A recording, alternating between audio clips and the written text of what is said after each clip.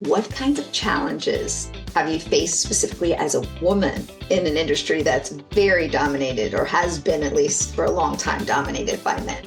Are there moments where gender has played a role in how you were perceived or how you led, and how have you dealt with that? I only started to notice this when I got to executive positions. So I was always the only woman in the room for most of my career. And it kind of like the first time I had people that were like 30 years older than me and incredibly experienced. It always worked very well for me when I was younger, because what really drives me is learning. So being surrounded by people that are smarter and more experienced than me is like my ideal scenario. And when I got to the point where I became an executive, what I started noticing is that behaviors that were part of what I normally do and who I am, and that, objectively were no different from what someone having my role and just happening to have been born a male would have done in the same circumstance, would be read and received in a different way. Like, when you go like, okay, why did I get this reaction for doing my job when I didn't get that reaction before? And I think it took me a while to realize that when women have positions of perceived power, there's also an expectation that intent is not always positive.